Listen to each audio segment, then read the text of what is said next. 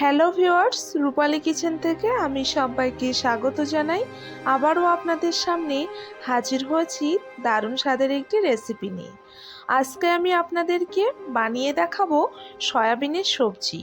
খেতে ভীষণই ভালো লাগে আর একটু অন্যরকমভাবে আজকের এই সয়াবিনের সবজি বানিয়ে দেখাবো। তো চলুন বন্ধুরা, বেশি কথা না বাড়িয়ে সয়াবিনের সবজিটি শুরু করা যাক। তো সয়াবিনের সবজিটি বানিয়ে নেওয়ার জন্য এখানে কড়াইয়ের মধ্যে দিয়ে দিয়েছি পানি, আর এখানে আমি কিছু সয়াবিন নিয়ে নিয়েছি। এবার আমি সয়াবিনটাকে পানির মধ্যে দিয়ে ভালো করে সিদ্ধ করে নেব। তো এটা বানিয়ে নেওয়ার জন্য যে কোনো সয়াবিন দিয়ে কিন্তু বানিয়ে নেওয়া যায়। তো সয়াবিনটাকে ভালো করে সিদ্ধ করে নিতে হবে। তো সয়াবিনটা সিদ্ধ হয়ে এসছে, এবার আমি এটা সেকে খুব ভালো করে 2-3 বার ধুয়ে নিয়েছি আর ভালো করে চিপে রসটা বার করে নিয়েছি। এবার এখানে একটা মিক্সি জার নিয়ে নিয়েছি আর মিক্সি জারের মধ্যে দিয়ে এটা ভালো করে পেস্ট বানিয়ে নেব। তো পেস্টটা আমি বানিয়ে নিয়েছি। এবার এটা আমি একটা বোলের মধ্যে নিয়ে নিচ্ছি।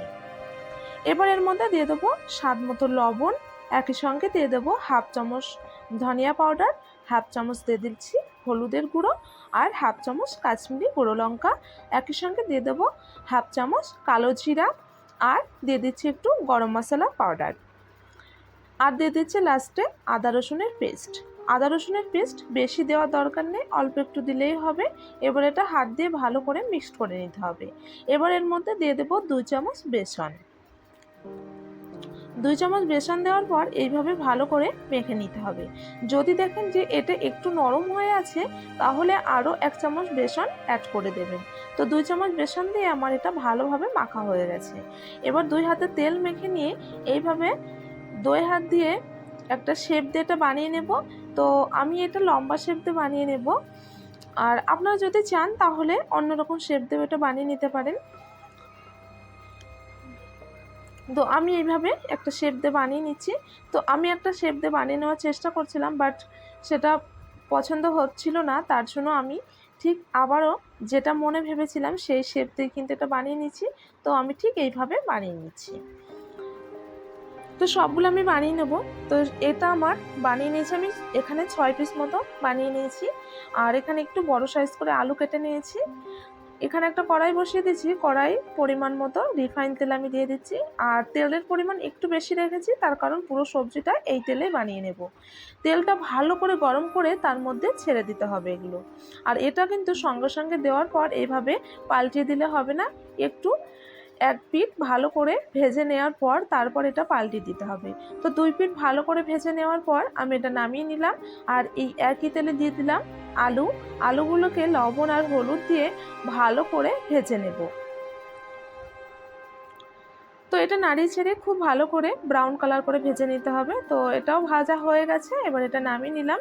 এই একই তেলে আমি দিয়ে দেবো 1 চামচ গোটা জিরা আর দিয়ে দিচ্ছি 1 চামচ কালো জিরা,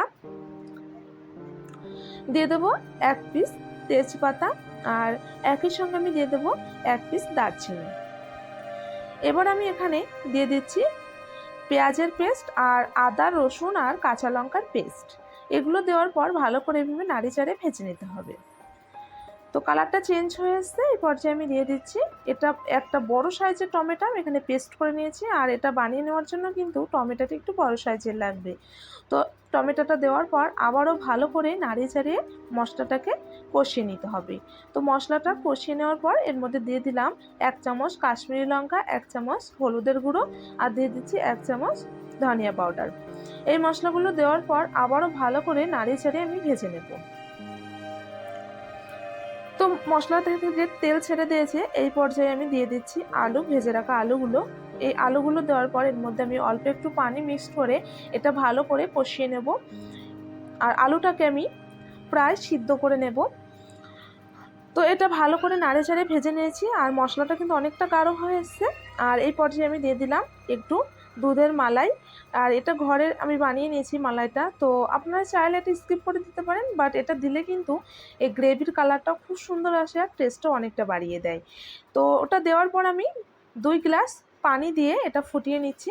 তো এটা ফুটতে শুরু করেছে, দেখতে পাচ্ছেন। এটা ঢাকা দিয়ে রেখেছিলাম 2-3 মিনিট। তো এরকম যখন ফুটতে শুরু করবে তখন কিন্তু এই সয়াবিনের এই পকোড়াগুলো যেগুলো ভেজে রেখেছিলাম সেগুলো আমি এক এক করে ছেড়ে দেবো।